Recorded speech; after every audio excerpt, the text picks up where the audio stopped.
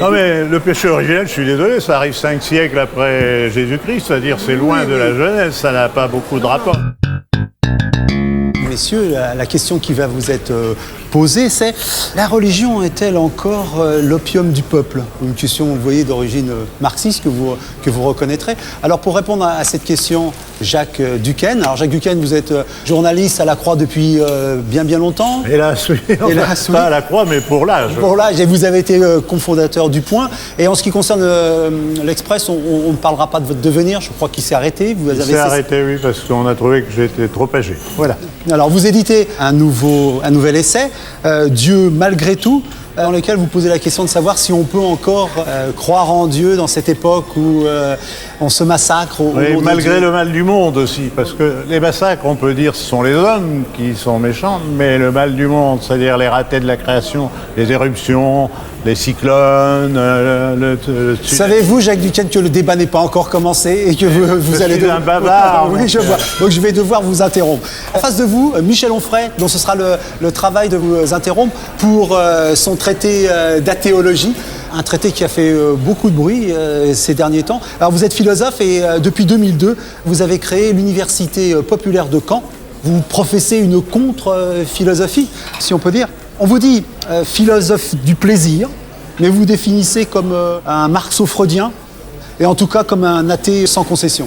Mais on peut dire quand même que votre livre, même s'il s'appelle Traité d'athéologie, est surtout une charge terrible contre les monothéistes. Alors on va tout de suite répondre à la question. On va commencer par vous, Jacques Duquesne, si vous voulez bien. La religion est-elle encore l'opium du peuple? Oh, je ne crois pas du tout. Alors, d'abord, il faut distinguer entre la religion et la foi. Et ce qui m'a frappé dans le livre de Michel Onfray, qui s'appelle Athéisme, alors je me dis, il va parler de Dieu, mais non, mais il parle des religions. C'est pas la même chose. Que les églises aient fait des bêtises tout au long des siècles, que l'islam, qui n'est pas une église, ait fait aussi des bêtises, que le judaïsme, qui n'est pas une église, ait fait des bêtises. Ok, mais il ne parle pas de Dieu à aucun moment. C'est un pamphlet. D'accord, Michel. Ah non, évidemment, je parle de Dieu puisque j'essaie de montrer comment, à partir de Feuerbach, on a construit Dieu avec l'impuissance des hommes. Donc il y a un chapitre entièrement consacré à cette idée que Dieu suppose des impuissances des hommes, l'incapacité à accepter le fait d'avoir un mauvais Désolé, jour. cher monsieur, désolé, mais ce qui m'a frappé dans votre livre, c'est que vous ne croyez pas du tout, enfin vous ne parlez pas du tout de l'incarnation. Ce mot n'existe pratiquement pas. Or, Mais c'est pas mon sujet. Je veux dire, on ne peut pas me reprocher d'avoir écrit un livre sur la religion en me disant vous auriez dû écrire sur l'incarnation, c'est pas mon problème. Mais attendez, mais si, parce que dans la religion... Alors expliquez en quoi c'est le problème. Alors, si vous me laissez dire... Alors, un instant, après quoi vous avez... Dans la religion chrétienne, le fondement de la religion chrétienne, c'est qu'il y a un Dieu qui s'est fait homme. C'est ce qu'on appelle l'incarnation. Ça fait la grandeur de l'homme et non pas le mépris de l'homme.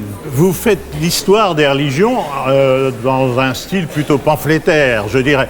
Pas d'accord du tout avec ça. Ah ben non, attendez, vous appelez ça un traité. Alors moi je dis, ça m'intéressait, hein, franchement. Je vous jure, ça m'intéressait beaucoup. Je dis, voilà quelqu'un qui se dit athée. Moi, qu'on se dise agnostique, je veux bien, parce qu'on dit...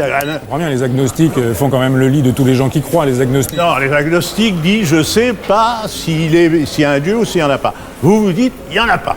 Vous avez décidé qu'il n'y en avait pas. Vous dites qu'il y en a un, et comme vous avez décidé qu'il y en avait un. Ah oui, mais moi, j'ai des gens qui en ont témoigné, qui se sont fait tuer pour ça. Mais c'est pas une raison. Il y a aussi des gens qui sont morts pour des idéologies qui étaient déplorables. Des gens sont morts pour le nazisme. Voilà. C'est pas une bonne idée de considérer que parce qu'on meurt pour une idée, c'est une bonne idée. On parle du contenu de votre livre. J'aimerais qu'un instant, on vous laisse un tout petit peu la parole pour dire ce qu'il y a dans votre livre, parce qu'on en parle comme si tout le monde le connaissait. Beaucoup de monde le connaît, mais j'aimerais quand même que vous défendiez votre thèse. Alors, je vais le laisser parler. Oui, parce qu'effectivement, il n'est pas question pour moi de parler de l'incarnation, il est question de parler de la religion au sens large du terme et des trois monothéismes. C'est-à-dire d'expliquer comment les trois religions du livre ont un certain nombre d'options en commun. La haine de la raison, la haine des femmes, la haine du désir, du plaisir, la haine du corps, la haine de la vie, la haine de la chair, etc. Et je tâche de montrer que ces religions-là ont ça en commun. Alors bien sûr, elles se distinguent les unes des autres, et j'ajoute que dans l'histoire, mais il n'était pas de mon fait d'écrire le génie du christianisme, ça a déjà été fait, donc on peut effectivement me dire que le christianisme a apporté un certain nombre de choses positives, et j'y consens. Je dis simplement que cette religion d'amour, ou ces trois religions d'amour, ont amené beaucoup de haine, beaucoup de persécutions, beaucoup de massacres. Et d'ailleurs, Jacques Duquesne le dit dans son livre, dans son ouvrage, il a de très belles pages sur le Rwanda. Je suis très heureux qu'un chrétien puisse écrire sur le Rwanda ce que Jacques Duquesne a pu écrire, parce que moi, quand j'en parle, on dit que c'est un pamphlet, alors que je ne suis pas dans la logique du du pamphlet, je dis simplement des choses qui sont dures à entendre, mais les choses dures à entendre ne sont pas forcément pamphlétaires. Cela dit, quand vous dites par exemple la haine du corps, alors je vais revenir avec l'incarnation, vous avez dit, je n'aurais pas fait un livre sur l'incarnation. Quand vous pensez que c'est un Dieu, dans le christianisme, qui prend un corps, n'est-ce pas, qui mange, qui boit, il y a beaucoup de scènes de l'évangile qui se passent à table, etc., qui, je m'excuse, fait ses besoins comme vous et moi. Pas du tout. Non, je veux dire, dans le Nouveau Testament, il n'y a pas d'endroit où on voit le Christ déféquer. On ne le voit pas manger autre chose que du symbole. Il n'a pas de sexualité, il n'a pas de désir. Ça, vous n'en savez rien. Bah justement, c'est bien ce que je dis. Il aimerait savoir. À chaque fois qu'on lit, il n'y a aucun renseignement sur le désir, sur le plaisir, sur la chair en tant que telle. C'est une chair qui n'existe pas, c'est un anticorps, le corps du christianisme. Alors, si vous permettez, c'est parce que les évangiles et après les évangiles ont été contaminés par la culture grecque que vous portez au nu. Et la culture grecque méprise la matière, méprise le corps, Platon et les autres, là. Vous les portez au nu. C'est la culture grecque telle que le christianisme nous la présente. Moi, je passe tout mon temps à l'université populaire et pour montrer qu'il n'y a pas que Platon dans la pensée grecque. Épicure, par exemple, Lucrèce, Diogène de Nanda, les épicuriens, les cyniques, les cyrénaïques, les fameux grecs auxquels je me réfère, pas les vôtres, pas vos grecs. Vous n'avez pas les mêmes grecs, quoi, si je comprends bien. Non, mais alors, il va bien choisir mes grecs. Mais enfin, c'était quand même les platoniciens et les néo-platoniciens qui dominaient. Non, pas du tout, ils ne dominaient pas. Le christianisme, quand il a écrit l'histoire de la philosophie, a dit qu'effectivement le platonisme était dominant, a détruit des manuscrits, a incendié des bibliothèques, a tué des philosophes. Hypatie, philosophe platonicienne, a été tuée par des chrétiens pour détruire toute la tradition matérialiste, hédoniste, jubilatoire de la philosophie grecque, pour dire il n'y a qu'une philosophie, celle qui prépare le christianisme, et c'est le platonisme. Il y a un point que vous n'abordez pas, c'est la religion et les femmes. Et sur ce point, vous êtes pour le moins, que vous n'abordez pas dans votre débat, mais que vous, bien évidemment, vous abordez. J'aimerais que vous en parliez, Michel Onfray. Oui, je crois qu'il y a si vous voulez bien appuyer sur merci.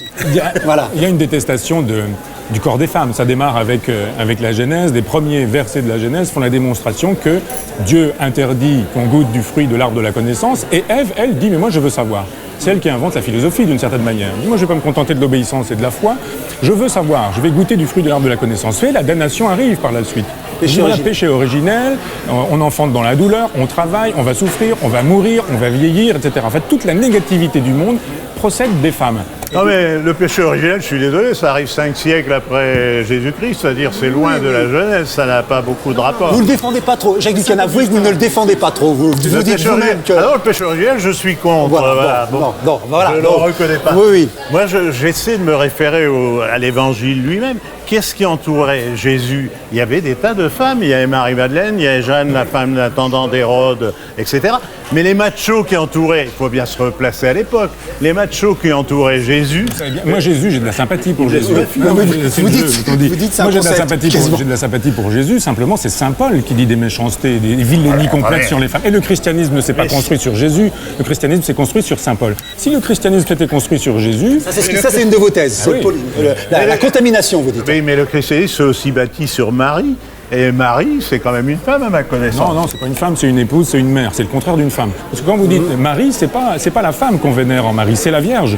C'est la mère. C'est une mère qui n'a pas eu de relation sexuelle avec un homme pour faire son fils. Ça, on n'en est pas certain. Bon. Alors, un autre point dont vous dites qu'on n'en est pas certain, c'est la crucifixion. Vous remettez en question, j'allais dire historiquement, la crucifixion de Jésus. Oui, moi je dis même que l'existence historique de Jésus n'est pas avérée et que, acceptons même le principe d'une existence réelle et physique de Jésus, si on l'avait condamné pour ce qu'on lui reproche, on l'aurait lapidé, on ne l'aurait pas crucifié. Et si on l'avait, admettons même qu'on le crucifie, on ne l'aurait pas crucifié sur une croix comme celle-ci, mais c'est sur une croix de Saint-André, et ça ne se serait pas du tout passé comme ça, on n'aurait pas cloué de la même manière, etc. Donc il y a une espèce de... Vous dites le tombeau, c'est même encore plus improbable. Répondre. Oui, bien sûr. Alors, écoutez, les Juifs n'avaient pas le droit de lapider, ils étaient sous la colonisation romaine. Le jus gladii, c'est-à-dire le droit de tuer, d'exécuter, était aux Romains. Bon, un autre point important dans votre... La religion, c'est l'interdit. Je crois que vous développez abondamment ces thèses. Est-ce que vous pouvez nous en parler? Oui, ça dit que ça d'ailleurs, la religion. Elle nous dit ce qu'il ne faut pas faire ou ce qu'il faut faire. Elle est prescriptive et les sommes d'interdits qui se trouvent dans l'Ancien Testament, c'est considérable. Ce qu'on n'a pas le droit de manger, ce qu'on n'a pas le droit de porter comme vêtements, ce qu'on n'a pas le droit de faire dans un jour particulier, ce qu'il faut faire avec les femmes, comment il faut s'y prendre, comment il faut s'y prendre avec le bétail. C'est-à-dire il n'y a que de l'interdit dans la religion. Dans l'Ancien Testament, vous l'avez dit. Mais il n'y a pas que de l'interdit, il y a aussi, il faut se tenir convenablement avec ses voisins, etc. Et dans le Nouveau Testament, Jésus a une phrase extraordinaire. C'est pas aimez-vous les uns les autres, ça, il y avait beaucoup d'autres gens qui le disaient, le rabbin Hillel, d'autres rabbins, etc. Mais Jésus disait aimez vos ennemis. C'est vrai que vous avez tout construit, vous, sur Paul. Et vous essayez de nous démontrer que c'est Saint Paul qui a fondé le christianisme. Le fondateur du christianisme s'appelle Jésus, ça ne s'appelle pas Paul. Non, le fondateur du christianisme, c'est Constantin qui officiellement fait passer cette petite secte de rien du tout à une religion dominante du pouvoir impérial. C'est quand même pas rien. Mais non, mais attendez, il n'existait pas dans la moitié de la Gaule à peu près. Il y avait le christianisme dans le sud et dans le nord, chez moi, là. Quand les Francs sont arrivés, etc., il n'y avait pas de christianisme, il n'y avait que des païens. Non, mais le christianisme n'est pas encore officiel à cette époque-là. Il se constitue sur des siècles de violence, de brutalité, d'incendie de bibliothèques, de destruction d'édifices. Vous êtes d'accord avec ça? Non, mais il ne se construit pas là-dessus. Il se construit en partie avec ça. Et avec un texte de droit qui vaut, je dirais, les lois de Vichy, à l'époque où le Code noir, en plein XVIIe siècle, le Code de Théodose, le Code de Justinien, est un code qui interdit la citoyenneté, la cité même, à quiconque n'est pas chrétien. C'est-à-dire que légalement et juridiquement, on interdit l'existence à quiconque n'est pas chrétien. C'est à partir de ce moment-là, effectivement, qu'on construit un christianisme officiel. Et là, on interdit aux païens d'avoir la possibilité de tester, d'hériter, de témoigner, d'enseigner, d'être des fonctionnaires, de travailler dans l'administration. Très exactement. Mais là, vous avez raison. Mais vous ne prenez que les épisodes noirs. Vous ne prenez pas les épisodes blancs. Pas les épisodes noirs, ce sont les épisodes qui construisent le christianisme. Jacques Duquesne, je vais vous proposer, qu'est-ce que l'athée proposerait aux croyants? Qu'est-ce que le croyant proposerait à l'athée aujourd'hui, après avoir écouté les arguments de l'un et de l'autre? Il répond, la lumière est vers lui, voilà. Alors il répond le premier.